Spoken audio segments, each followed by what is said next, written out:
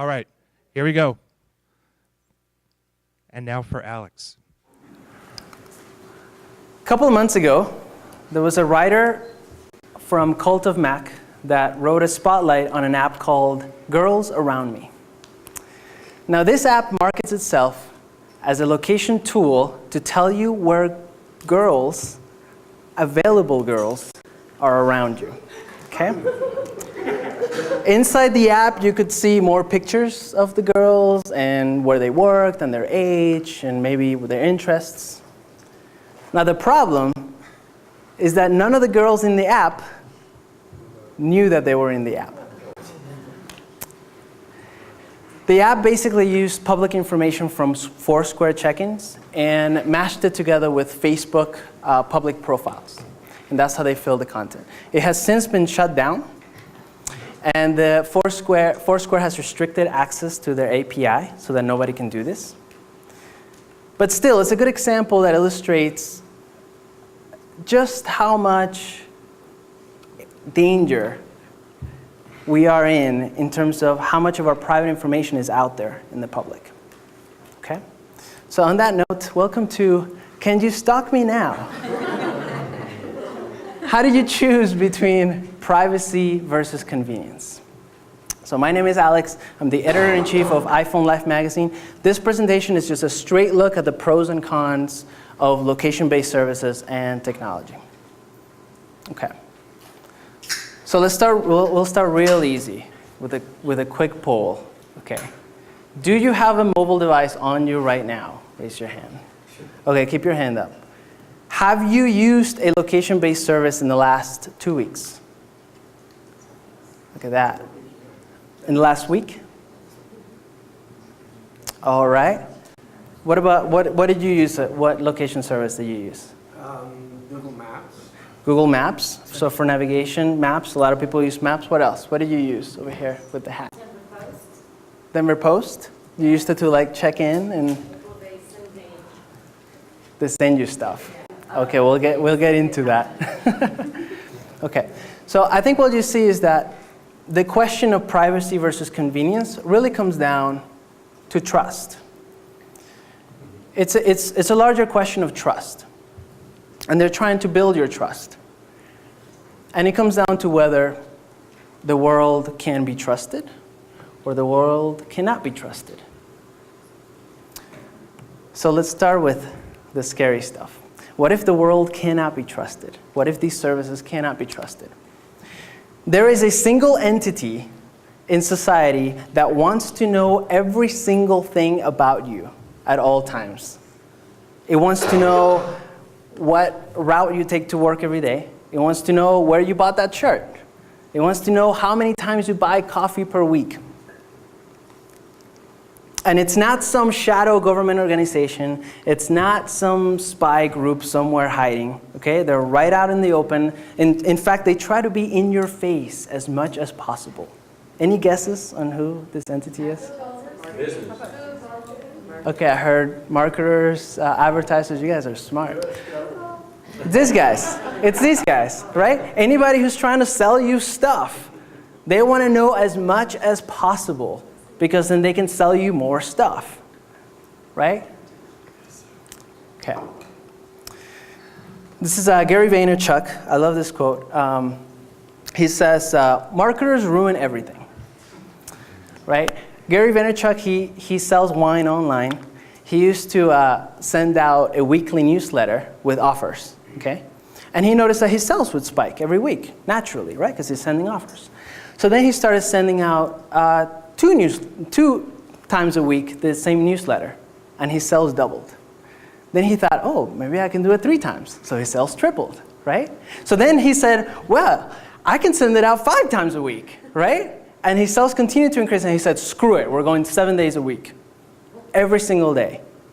Marketers ruin everything, because they will use whatever information you give them to try to sell you stuff.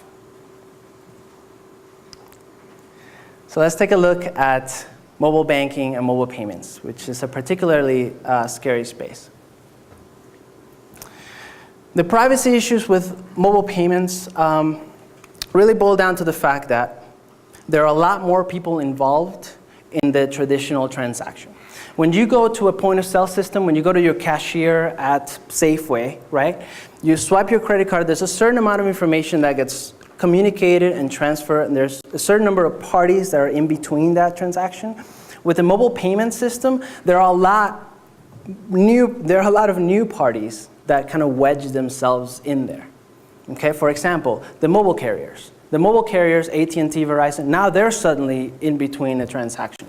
Okay, the specific app that you're using to purchase something from the store, whatever platform you're using, they're suddenly in between there too. Okay, the specific platform, if you're using Google Wallet or whatever, Google now is in there, in between.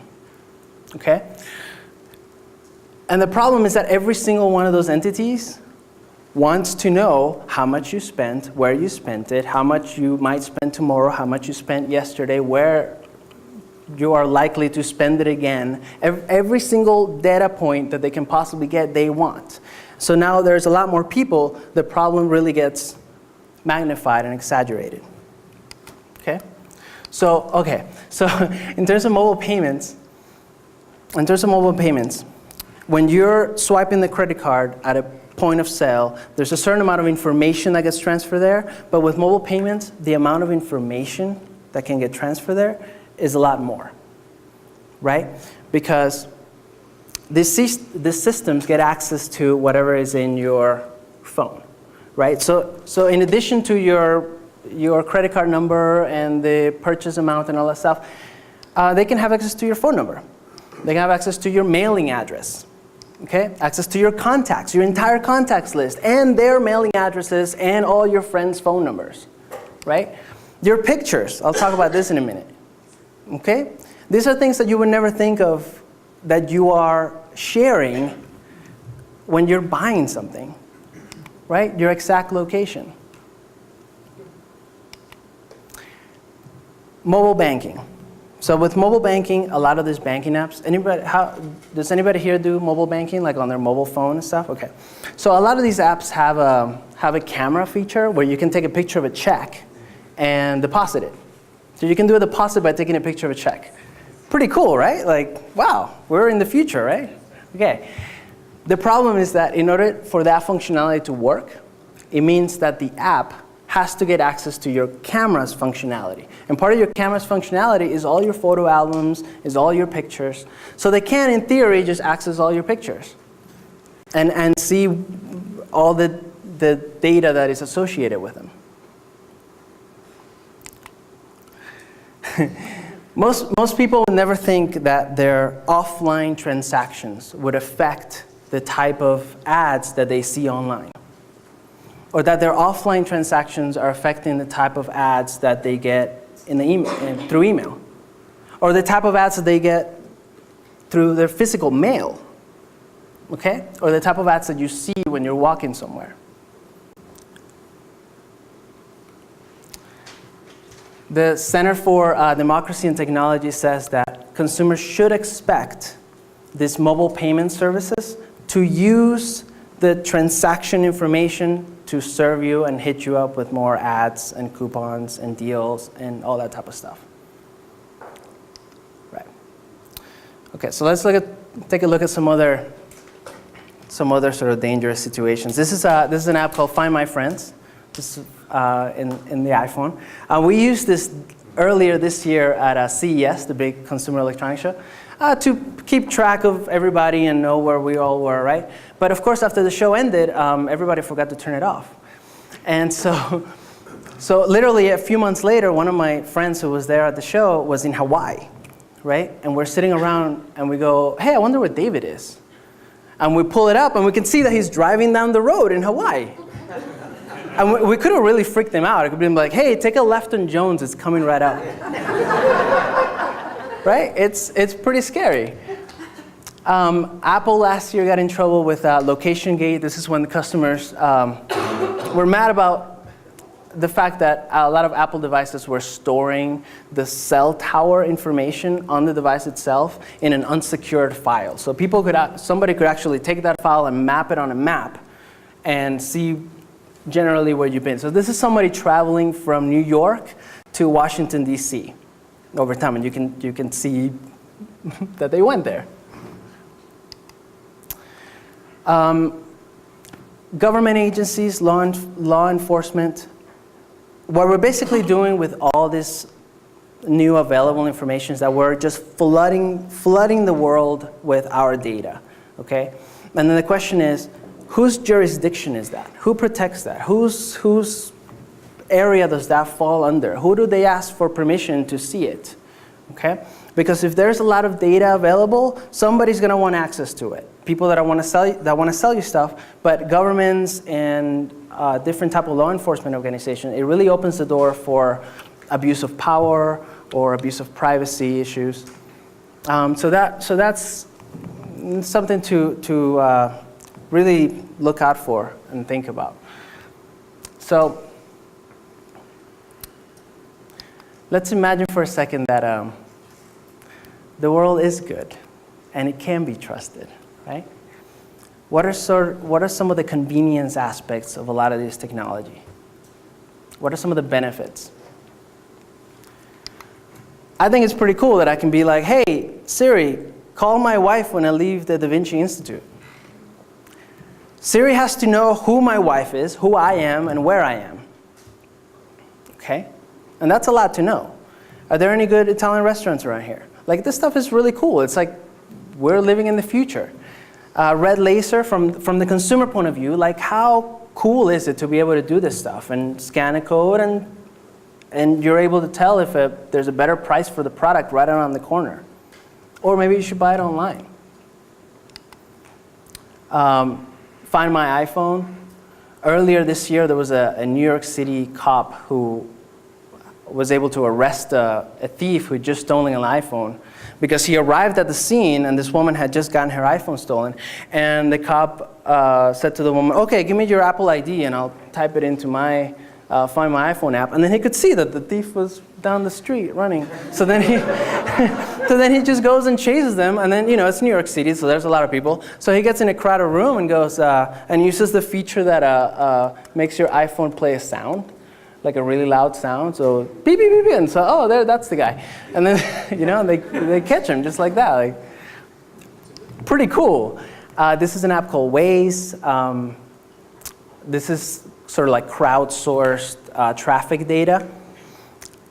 And this is where you get into the privacy versus convenience thing. This is an app that you can use. You open it up, and it'll tell you real-time traffic based on other people who are using the Waze app. So for example, if somebody had an accident about a mile down the road on the road that you're traveling, it'll tell you, hey, take a right here because there's going to be a traffic jam, right? The other side of it is that in order for that information to be available is that when you have the app open, you're transmitting that data and feeding it to the larger database that it pulls from. Okay? E911, enhanced 911.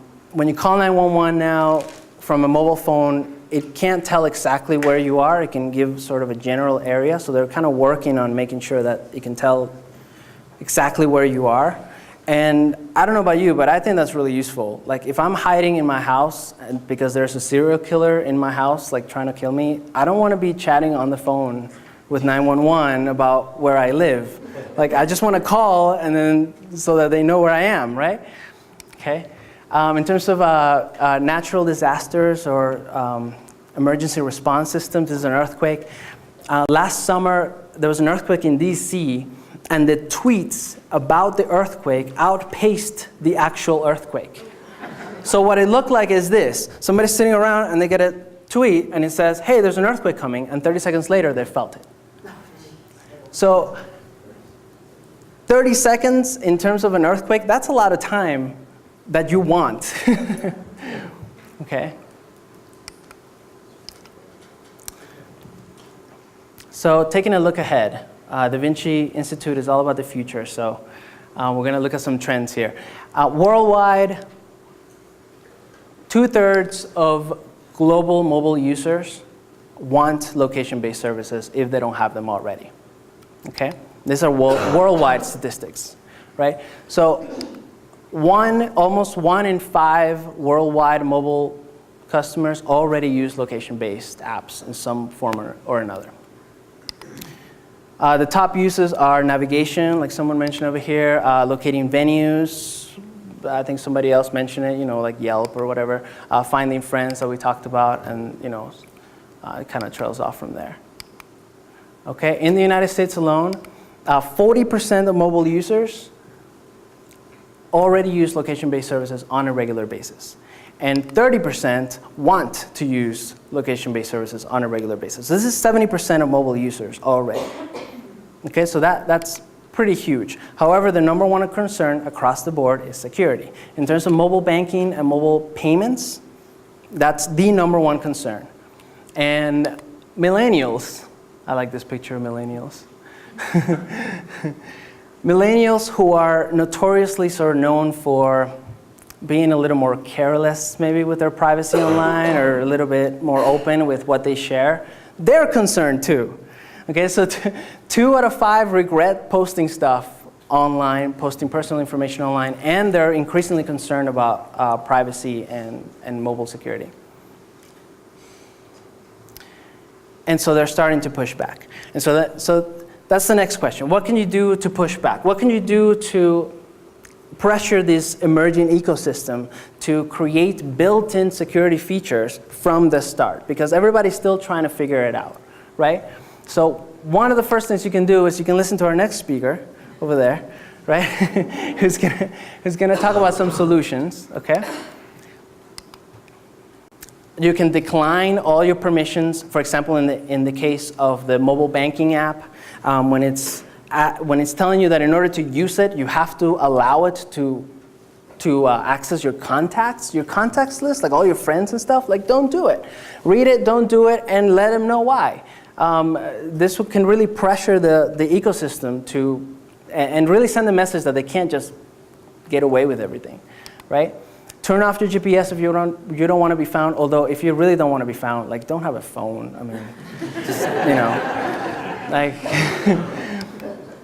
voice your concern as often and as clearly as you can. Like I said, you can pressure the ecosystem to really implement a lot of these systems right from the beginning. And again, it comes back down to building trust. They have to build trust with the consumer in order for these services to work. The effectiveness of these location-based services hinges on their ability to build trust with all of you and me, okay?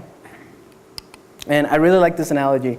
The risks and benefits to a lot of these services are kind of like splitting an atom, right? Like, they're exponential opposites. Like, on the one hand, like, you can power an entire city with light, great, but you can also blow it to pieces. Like, it really, the stakes are pretty high. So you have to decide as a consumer, is the convenience worth the risk in personal privacy? And the choice that you're making, it comes together. You can't separate the two. When you choose one, you're choosing the other. You're choosing the convenience, you're also choosing the risk, okay? So can you stalk me now? I guess we'll see. Thanks. All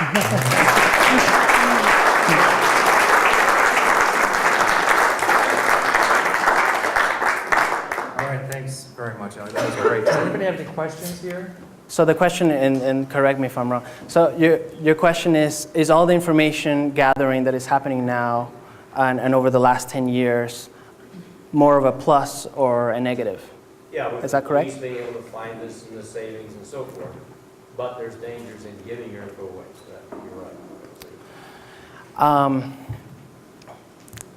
I think it's both.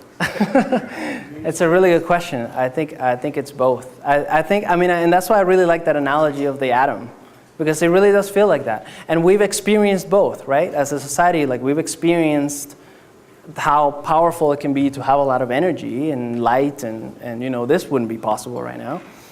But we've also experienced how destructive it can be. And it only takes a little bit of destruction to really mess things up for everybody. So, I don't know. If you could go back and eliminate it all, you wouldn't, though, right? If you could go back and eliminate If it? you could go back and eliminate it all, you wouldn't. eliminate like all the convenience and all the different things that we have, technology? I wouldn't. Yes, no question. Yeah, I wouldn't. All right, let's, When you were talking about Apple using cell phone triangulation data and tracking that guy, whatever happened with that? And isn't that similar to what Google did recently with Street View when they collected all the personal data? Can you talk a little bit about what Google did as well? Yeah, yeah, it's similar. So Google basically they were, with the Street View, with their cams, they were also collecting the Wi-Fi information for different places. And right, and along with that was also like email passwords and emails. I mean, a lot of like really sensitive data. And I think that's worse. Worse than what Apple did last year, which was the cell phone triangulation thing. And your other question was whatever happened with that. They within like a week they released an update that made that information secure. I don't remember exactly what they did with the data. I think they might have tweaked it a little bit. But for the most part, it kind of quelled the general concerns of the population, even though it didn't really fix it. You know? and if I can add something to that, it wasn't the United States consumer that argued with Google, it was Germany. So the United States consumer didn't really realize what was going on.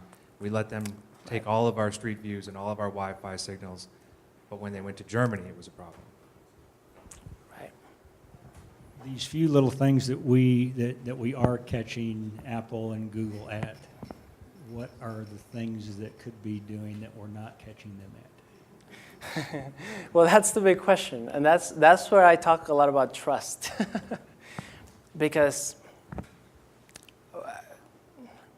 we really can't know, and that's the other side of it. I was actually going to talk a little bit about it. You know, you can push back so much, but you can push back on the things that you know about. If you have no idea that it's happening, then how do you push back, and how do you know? I think a lot of even though security is the number one concern, I still feel like most people aren't completely aware of the types of things that we're giving up. I think more on that front needs to happen. Europe is probably a little more aware as a whole of those type of things, and they stop a lot of these things kind of before they start. But I think we just need to educate ourselves a little more. Well, and when Alex and I were working on his presentation a little bit, we were talking about next year and the near-field communication chip that'll be in the iPhone 5, and it's already in a bunch of Android phones.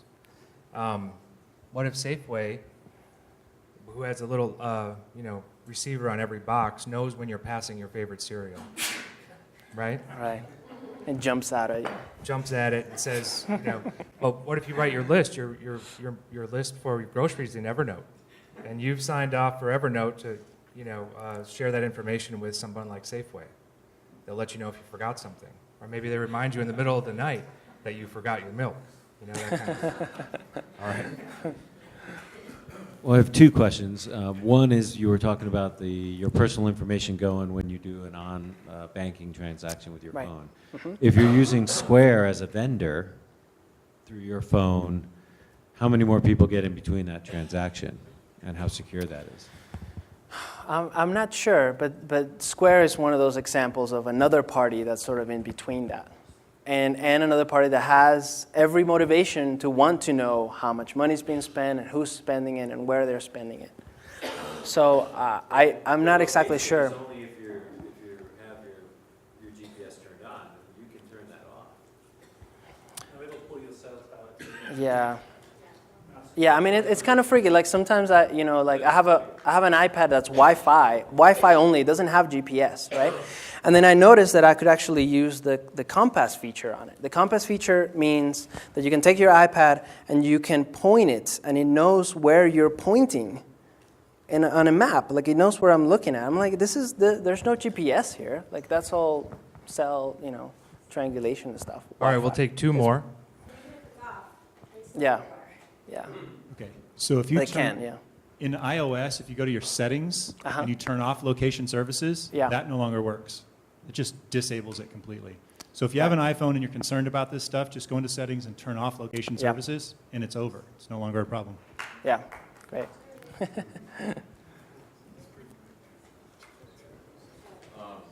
Yes, looking to the future, this information gathering is only going to increase for a while. So Right. there will have to be a watershed event of some sort to get people to really take cognizance. What do you see that event as being? Well, I think, the event like Applegate, for example, or maybe this thing with Google, it's like those type of things. I'm always surprised that that those type of things happen, and then people are outraged for a little bit, and then they just kind of forget. I think we're pretty comfortable. I think we're a little too comfortable, just as a society. And Financial or governmental or private? Or I really don't. Yeah, I don't know. I really don't know. All right, one more. I'm just curious where you can get more information about just methods of protecting yourself, back of the house methods, or. Well, you can listen to our next speaker, for sure. And there are a lot of different things out there. So I can't think of like a specific source off the top of my head. Where did that quote come from that you had in the presentation? Oh, that was the Center for Democracy and Technology. Maybe check them out too. Center for They're Democracy pretty and on top of it too. Actually, yeah. And the Supreme Court's going to be Yeah. hearing several cases in the next 2 years. That's the other thing we discovered, which will kind of set America. For example, when Alex had the FBI thing up here, the FBI can't listen to your calls without a warrant. They can do everything else. They know all your friends. They know your shopping list on Evernote. They know what you just bought. They know all your banking transactions. They don't need a warrant for anything. They know where you are. But that'll be heard by the Supreme Court in the next couple of years, I think. All right, let's have a huge hand for Alex. This was a great presentation. Thanks. Thank you. Thank Alex for doing such a wonderful job and scaring the living daylights out of everybody with everything that's going on. And I'm going to do a little bit of the same, but I'm a serial software entrepreneur, and I keep reading and hearing about all of these problems out there, so I'm hardwired. My DNA says I've got to try and solve these problems. And they're really, really complicated problems. But what I've found over 22 years of doing this, and this is my third one, they boil down to a very simple solution, something that everybody in here can grasp. If it required an attorney to write a 30-page document on it, none of you would look at it. If your grandmother or your mother could not use the solution that we've come up with, it's not going to fly. And so when I sit down and I look at all of these problems, and we started on our solution 6 years ago, and in fact the genesis of it went back even further, then we didn't have these devices around. Now they're all the way around. So let's talk a little. Can you turn your microphone off? Does that work? Yeah. Oh, sorry. Oh, that was better. So I'm watching you. You know what? You're watched every second of the day, from the second you wake up to the second you go to bed. I never forget 6 years ago meeting with a VC, and we were talking about our idea. Bless you. And he said to me, no one will ever download an app on a mobile phone. Never forget it. But seriously, think about it. So I've got my little prop here. I got my iPhone. It could be any phone. And from the second you turn it on in the morning to the second you go to bed, so you sit down at your computer, you're being watched. Everywhere you go, if you fly through Europe, if you fly into the UK, they've got cameras everywhere. So they're watching you continuously. And I've always been amazed with all of this, is because they're watching me, they're recording all of this data, they know where I am, they know what I'm doing, and yet they don't know me. They still do not know me. When I walk into a grocery store, I'm asked to show some identification. And so what's the very first thing I do is I pull out my wallet. And what does the cashier do? She looks at my picture, and then she looks at my face. And yet, I don't know, nearly 1 billion apps, I still can't do that with this mobile device. And the other thing I want to talk about tonight is, what are they watching you with, and on what devices? We started off, and Alex did an incredible job. It's the iPhone and the Android. Well, we're the futurists. So think about it. The future is any screen. That's what the real future is. It's the screen in your car. It's the screen right there. It's this screen, and whatever other screen they think of, because they're all going to be connected. And the other thing that I always found amusing is, well, you have to build your app so it works offline. Everyone in here has got their phone off. Anyone feel a little nervous right now that you can't reach out and touch someone, you can't communicate with someone? But that's how we've become conditioned. We have to be online. For all of these things to work, we have to be online. So I'm sitting there and I'm hearing about all of this doom and gloom and thinking about my privacy is wrecked, yet they still don't know me, and the value of the communication I have with, a Facebook or something like that is absolutely pitiful. I see these ridiculous ads, and yet they have all this data on me. I'm really interested in photography, and yet I never see an ad for photography. But you know what? I'm actually willing to tell somebody what I'm interested in. Why? Because I want a better experience. I don't mind if you watch me. I'm a pretty normal person, don't do anything really crazy. And you're going to watch me anyway. So why don't I get a little bit more value out of you watching me, instead of you taking everything and I get nothing but a really lousy experience? So this is a big problem that we've got to solve here. And so, and my partner and I, is Kevin. He's the coding genius and I'm his muse. And we've worked together for 16 years. He lives in Arkansas, I live in Denver, and we have only ever met 3 times. That's it. And we like to solve complex problems. And privacy is a big, big problem. And I don't think there's a silver bullet. I don't think there's a silver bullet for anything. But listening to Alex and listening to your questions, and they were great questions, one thing that struck me was everyone in here was having a different question. Everyone had a different feeling about what they wanted to share or not share.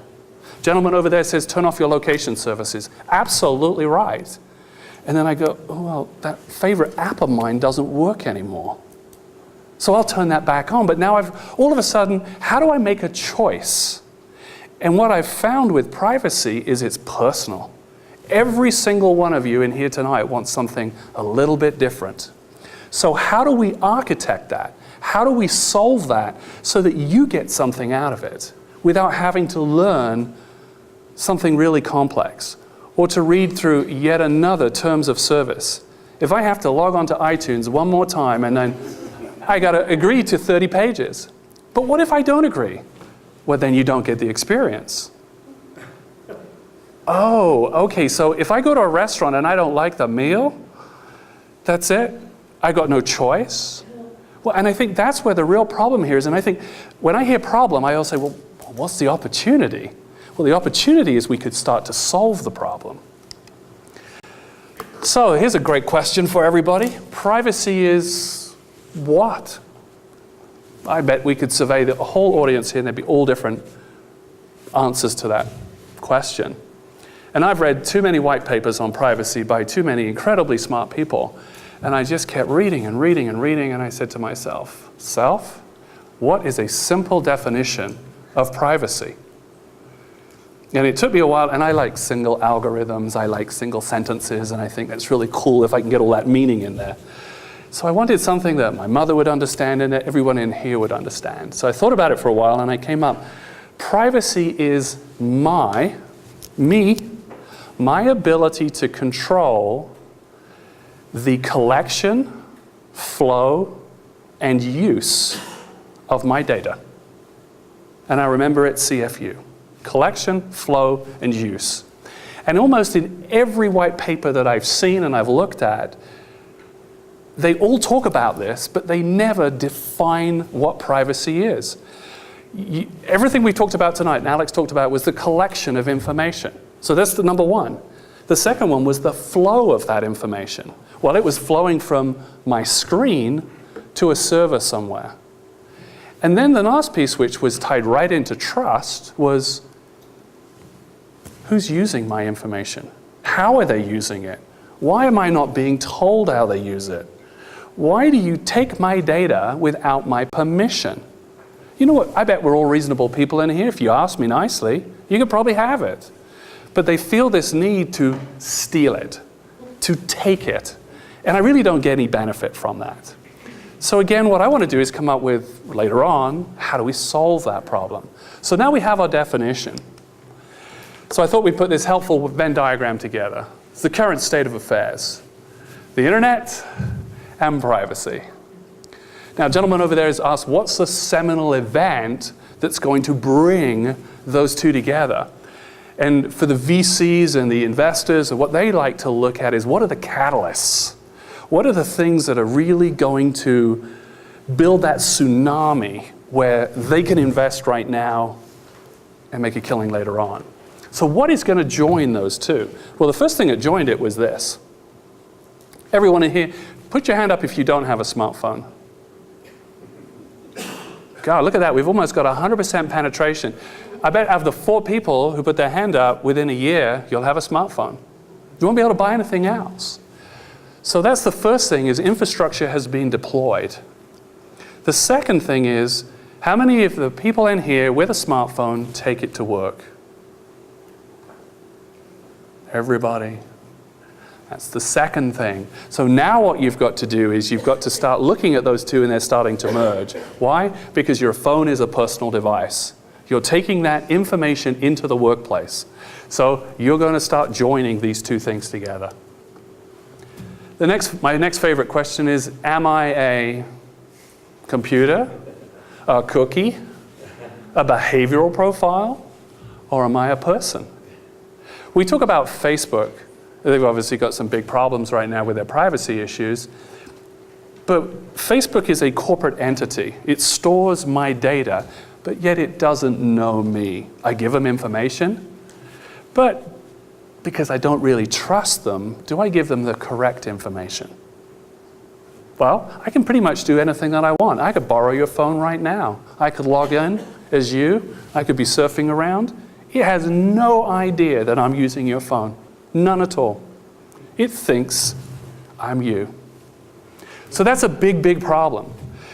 And we're talking about the future tonight, and the future is going to be solving that problem, because you're a person.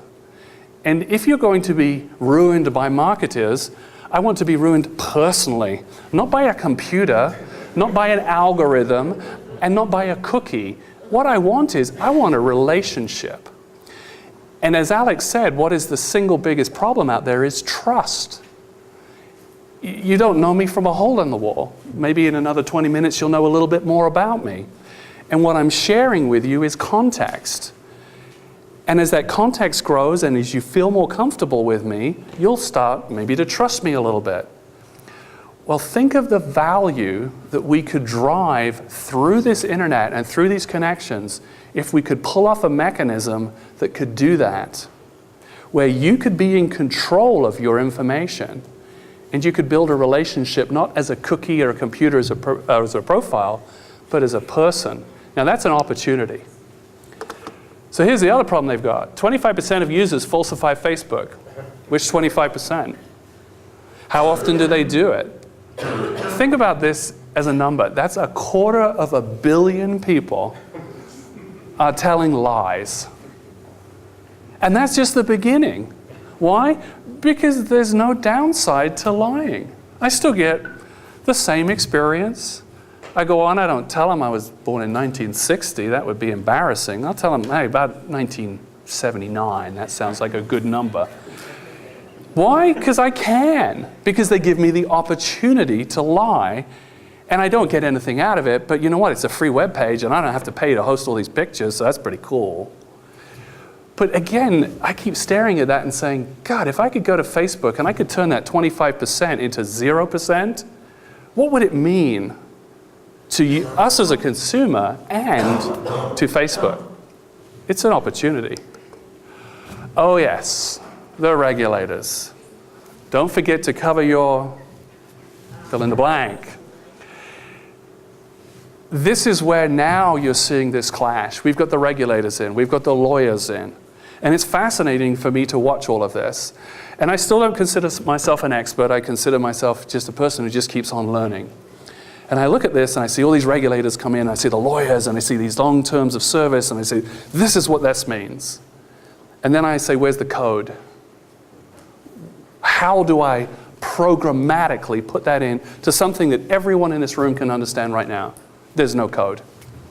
So it becomes unenforceable. The next big problem I have with the regulators is, how do I audit it?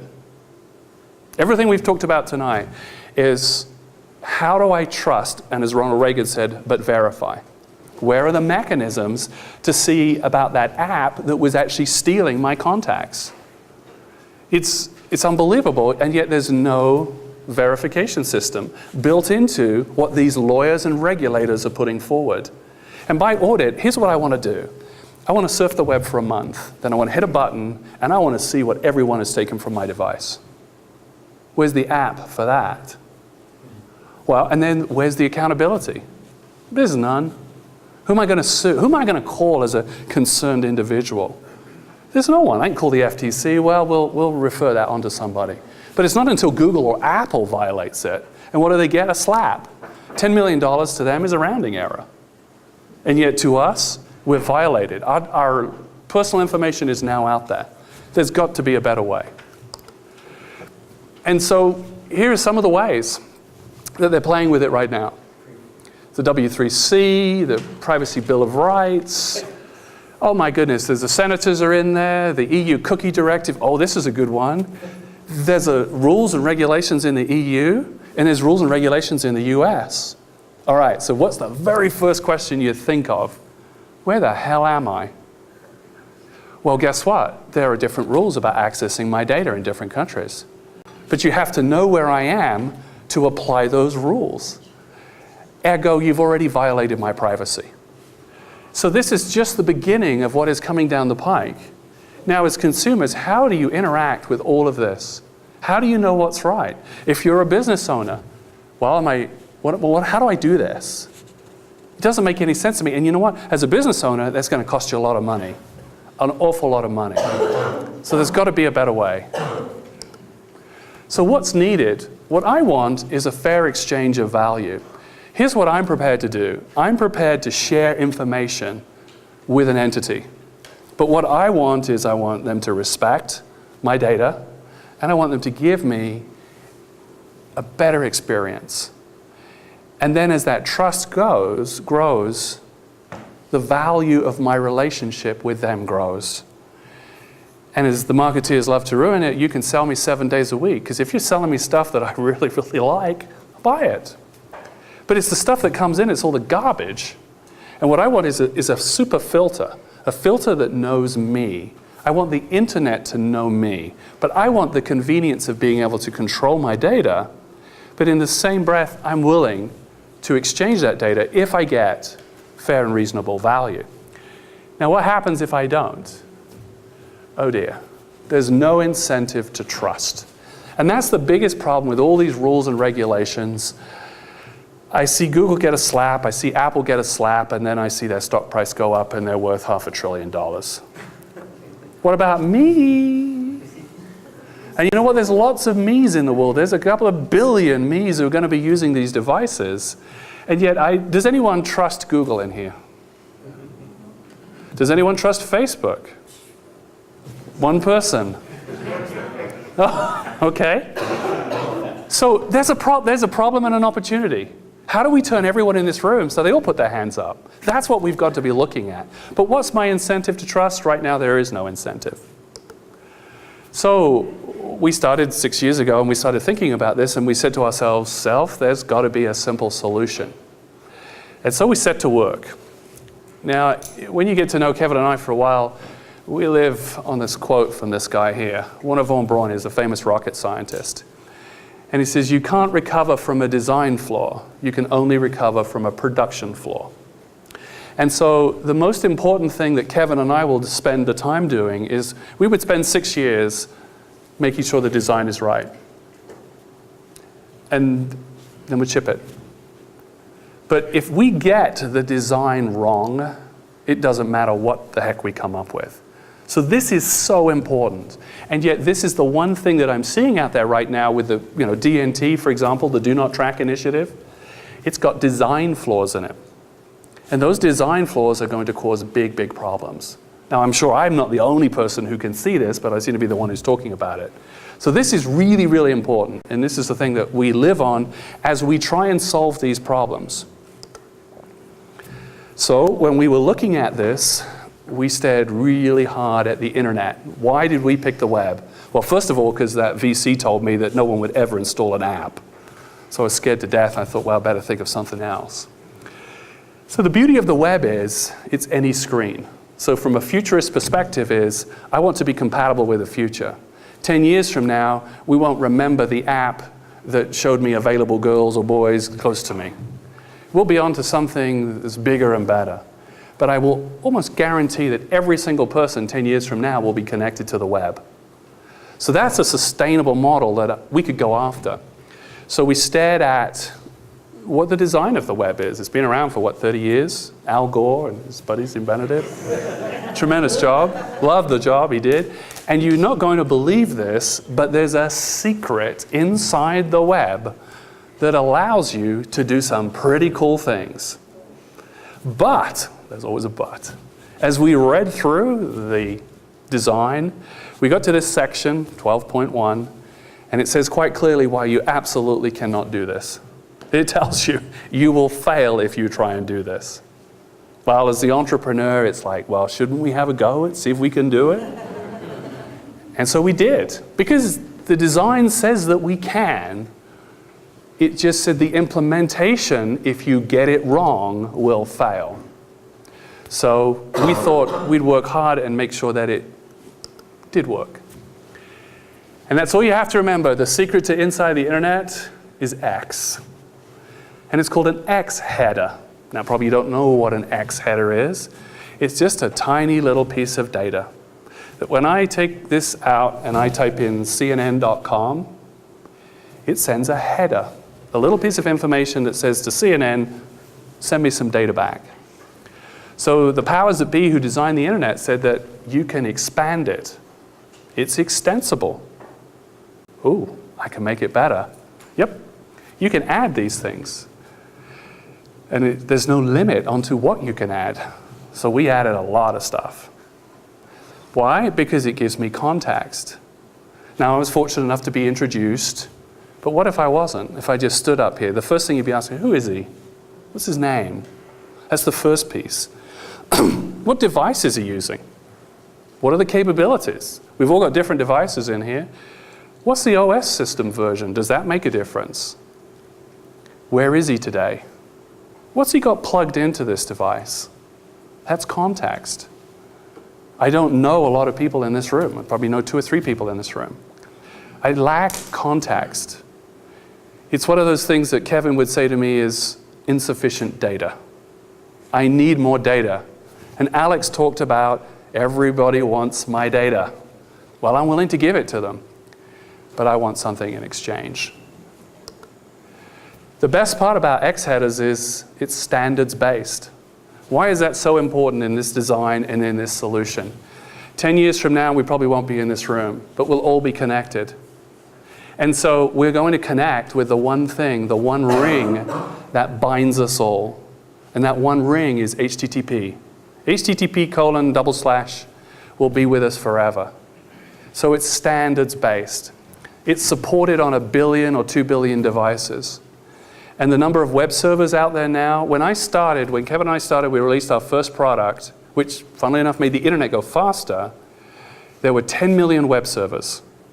Today that number is 750 million. So look at the growth in 12 years.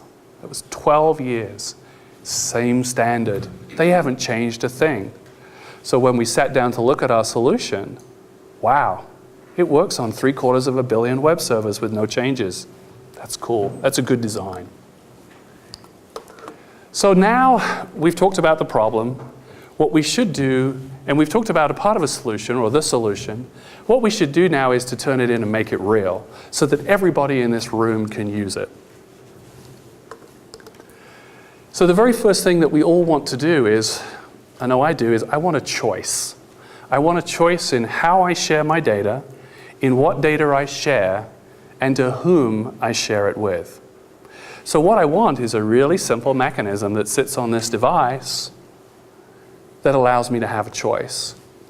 And that was the really easy part of our design. That one actually took a weekend. The rest took considerably longer. And it's really very simple. It's a database. It's a wallet.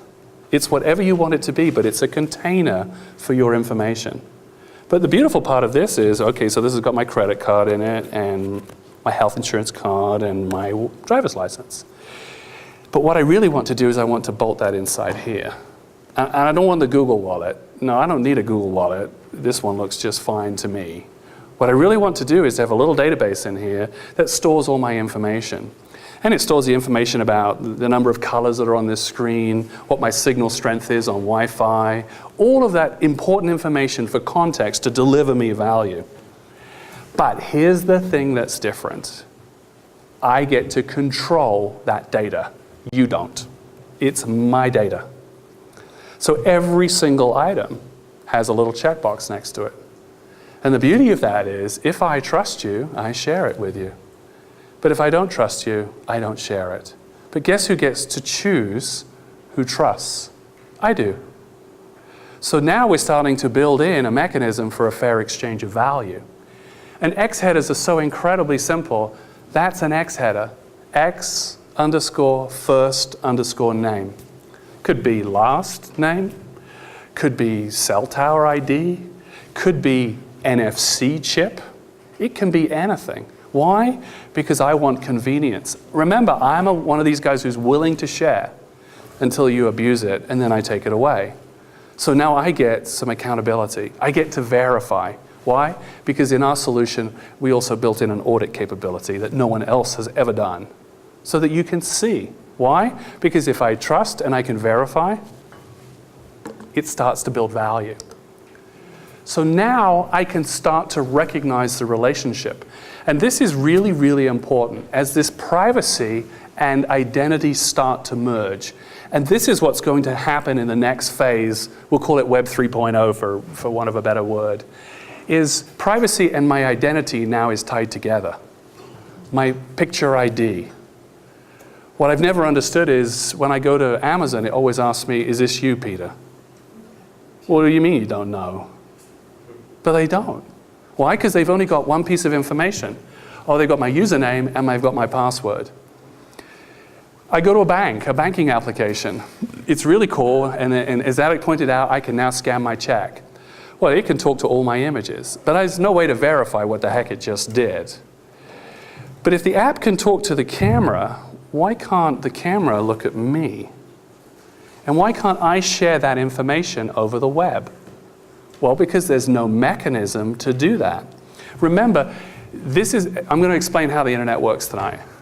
It's really, really simple. You'll be surprised.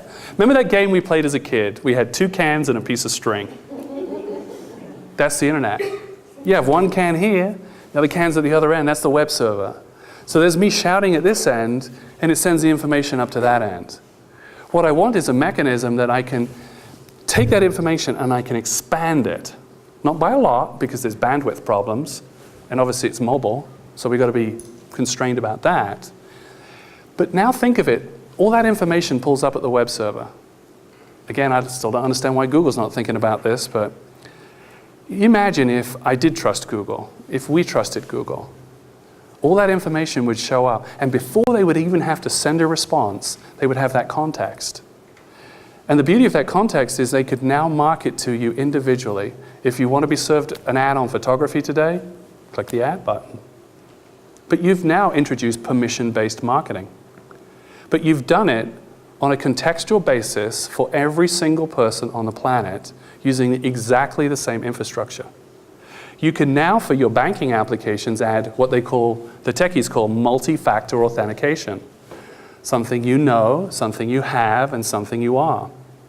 So I couldn't pick up your phone, and I couldn't pretend to be you. I could get so far, but then the web server would say, before we authorize that transfer, please click on this button, and I need a voice authentication. And the best part is this little database stores the voice authentication. It's all encrypted, and now my voice doesn't match yours. Now all of a sudden the internet is starting to recognize me. Now when I get in my car, it recognizes I've moved to another screen. When I get home and I turn on my big screen, it recognizes I'm on a different screen. Well, the beauty of all of this is it can now tailor it to this screen and this screen. And there's no changes to the existing infrastructure. To know me is to, they love me, market to me, and not take advantage of me. And I think that is the most important thing. And listening to Alex's speeches, it was absolutely a point. It was, you have to build trust. Otherwise, you're just going to keep taking advantage of me. And these little slaps on these wrists for these multi-billion-dollar companies are slaps on the wrist. You know, we feel impotent. We feel we're underempowered. We can't do anything. We have no choice. So the next stage of the web will be about choice. Let me decide what I want to share. Do I want to share everything? Do I want to share nothing? Or do I want a real choice? It took us 6 years to come up with the name of our technology. 6 years. You know what we called it for 6 years? Browser 2. We couldn't come up with a name. And then all of a sudden it took us 24 hours to come up with a name. And it was choice. Why? Because for the first time, you really can have a choice. Now, let's say you're not interested in our solution. It's fine. Stick with what you've got. It's not going to change. Why? Because they're extracting all the value. You're not getting any of the value. So what's the incentive to change? Well, the incentive to change is when you can control your data. And when you can control your data and they actually see that their revenue numbers go up because they start to build a relationship, they're too scared to build a relationship. They're like males, they can't commit. But what if they could? What if we had a choice? And if we didn't like it, then we go backwards. Make me want to come back. Do you know why Google works so well? We go to Google, we type in something, we get an answer, we disappear. Then we need another answer and we go back. That's the power of what the internet can really do. Make me want to come back to my favorite restaurant. Why do we go there? Because they treat me nicely. So just treat me a little bit differently. And the solution to that is to use the existing infrastructure and the ring that binds us all, which is the web. And what do you get when you get trust? Trust accelerates the web economy. So what I look at as the next go-around is, no one's going to manage 750 million apps. Goodness gracious, I have no idea. I only need one app, my browser. Why? Because my browser works on that screen, that screen, that screen. It works everywhere. You know what? It doesn't matter what device I'm on. Doesn't matter what operating system I'm on. Doesn't matter what phone I'm on. It doesn't care. So what I want is to be able to use the one app that I never have to learn another thing about.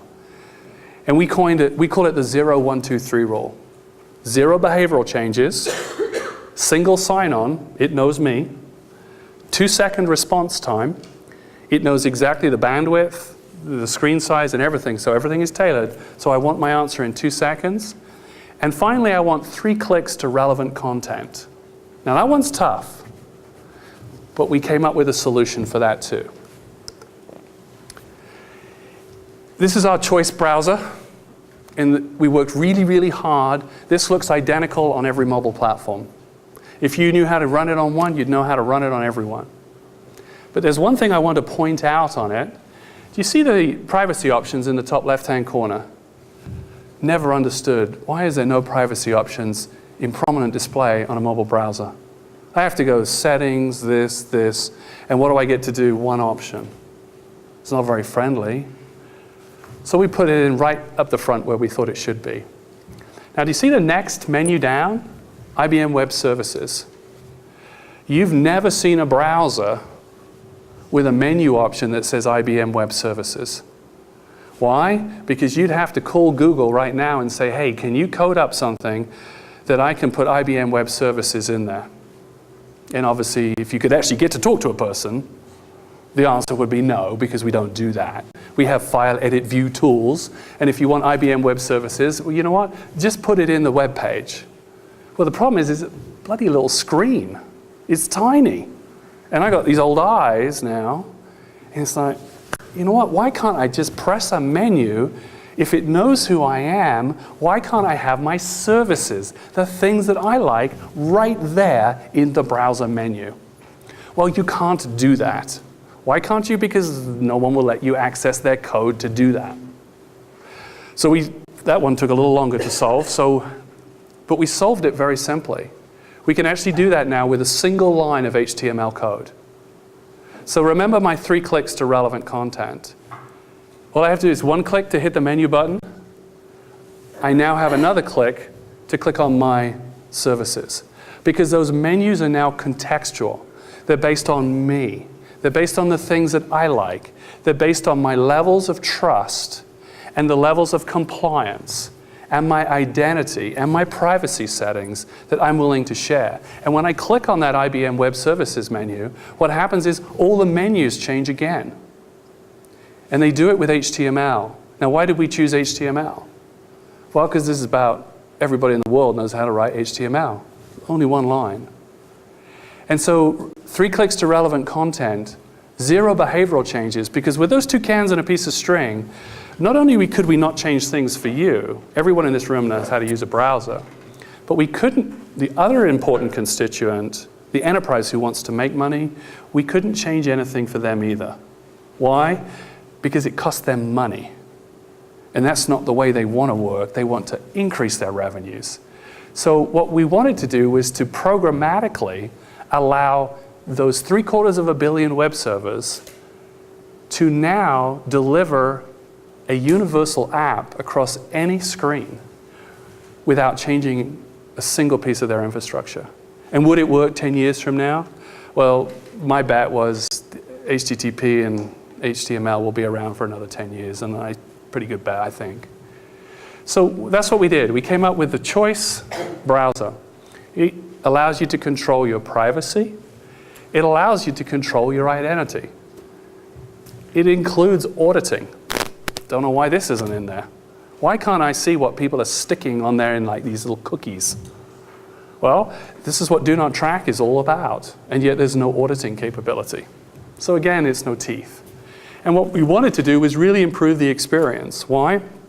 Because when you know me, and I know you, we have a fun time. Spend more time together. We might spend more money together.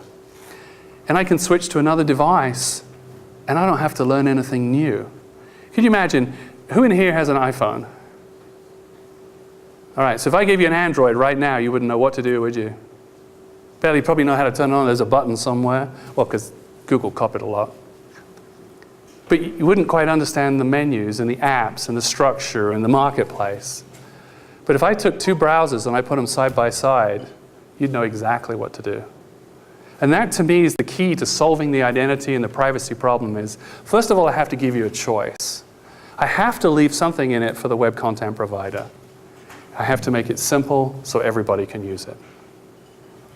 That's it. Thank you very much.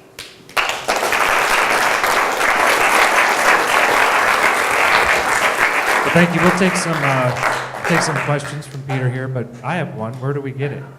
Off our website. You can download it from our website, 3pmobile.com, and All right. There's lots of information and white papers and all that good stuff. Does anyone else have another? Here you go. Uh-oh. The implication is that the privacy issues are all within the browser. What about, are there a lot of things to be concerned about with just what internet access you're using and things like that? Yeah, these apps that we've been talking about. So let me just repeat the question. So you're concerned that it's just the privacy settings within the browser, but also the operating system? And oh yeah, there's problems everywhere. And I think the real issue with all of these things is you can't solve that problem, and here's why you cannot solve it. It's because that requires change. And none of us in here like change. We don't. We say we do, but we really don't. So what are you going to do? You're going to call your ISP and say, delete all those records. He's not going to do it. Yeah, he's got minimum wage guy working there. He's not going to change what he wants to do. There's only one thing that will get us off our butts to make a change: money. Now, all of a sudden, it's like, I can't go back in and turn off everything that Apple is sending. You would not believe what Google on Android is sending back to Google's servers. It shocked us. And what we did was we surgically removed their browser from their operating system, and then we disabled it all. But it shocked us that every time you make a move on that device, Google knows about it. Who the hell knows what they do with that information, but they know about it. And so I don't feel great about it, but with something like this, they don't know about it. But if I trust them, they can know about it. And I think that's the most important takeaway from tonight. If we want to do anything, if we want to be an activist for change, what we really have to do is we have to come up with a solution that applies to everybody, both me as a user and the constituent who's already supplying the free service. We have to solve both of those problems. All right, Mr. Darrell. What about the carriers like Sprint and Verizon and AT&T? All they're disabling the different browser features and not allowing root access. Yeah, so the question is, what about the carriers and them disallowing or disabling features from their browsers that won't allow you to access information from the device? Well, we thought about that 6 years ago as well. And remember, we're an app, a little app. And that app can access anything on the device. And so all we did was we plugged it into the browser. And where they don't allow us to plug it in, we built our own browser. So ultimately, with the carriers, here's what's interesting. I was talking to a gentleman in the UK the other day, and they're much further ahead on privacy than we are. And they're far, far stricter. And the one thing that he talked about now is, you're going to love this, the carriers are taking out banking licenses. And this is exactly what Alex was talking about. Why? It's the money. They're turning themselves into banks. They want a piece of the action. They realize there's 1 billion or 2 billion users now. They don't want to be a dumb pipe, so they want access to that information. So guess what? Verizon's doing it. They're selling your information. You surf the web, they sell your information. So I get nothing out of it. And ultimately with these guys, they can control everything. They could not allow us to put our app on it. But the best thing is you have a choice. Buy a different phone. So I can't prevent world domination by the carriers, but what I can do is to offer a solution to people who say, I'd like to change a few things, and I'd like to be more in control. And with that, you can drive the value. And you know what? It works with the carriers too. I'll share it with a carrier, but give me something. That's what's missing, is to give me something back. Okay, here we go. I saw your hand first. One thing that I just wanted to mention about that, I'm also at 3P Mobile, is that the carriers, the browser companies, those are the kinds of people that we're also talking to. They're finding that if they can differentiate themselves via privacy, there's a definite financial advantage for them, because people are pretty upset about what's going on right now. Also, they're more highly regulated than everybody else.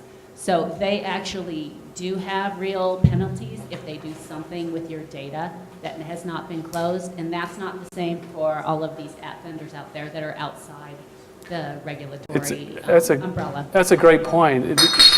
The issue there is, with an app, I might shut down one vendor. The beauty with the carriers is it's a huge penalty. Why? Because they have a lot of money. So those are the things that you have to think about as you start taking on this privacy problem. There is no silver bullet. There can't be a silver bullet. We've already gone too far. The pendulum swung all the way over. But as Liz just said, the really important point is they're starting to realize is if they don't start swinging it back, they're going to start losing customers. People will start disappearing. All right, we'll have 2 more questions. Yeah, hi, Peter. It really looks exciting. I guess the question is, when you start using this, the 3P Mobile, how much would you stop using of the other systems that are stealing from us or controlling us, versus how much we would be using this? What would the change be, actually? You know what, and I do understand the point behind webs, and apps, and I know some people do love those apps.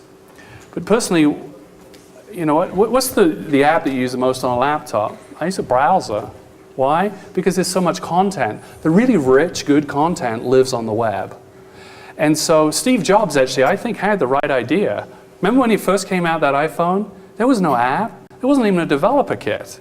He said, you can build all these wonderful things using JavaScript and Ruby on Rails, and we can display it all in the browser.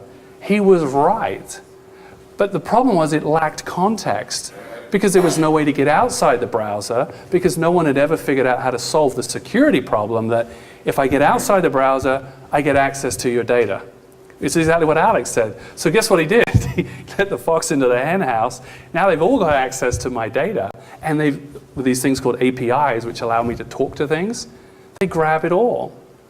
And I have no control over that. So I think the answer to the question is, would I switch?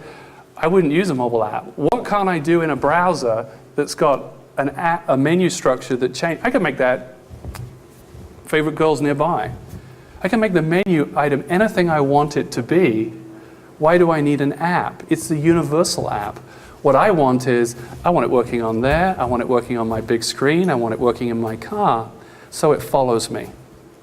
And then when I'm done with it, I want to turn it off. Tremendous value in the data. There's much more value if you obtain my permission to use the data. And I think that's the really important point. And when Peter and I were talking about this, it was clear that he's not, I mean, I don't think apps are going to go anywhere. Oh, no. We have a lot of apps, but this is the first real foray into users managing their own privacy. And that is something that apps can pick up very easily. So in the future, they can do the same thing as Peter's browser. What's it, that little database? It talks to other apps. Why wouldn't we make it talk to other apps? You should be able to share information. But you are the controlling party of that information. That's the important point. All right, well, let's end there. Thank you very much. Let's get Peter. Thank you very much.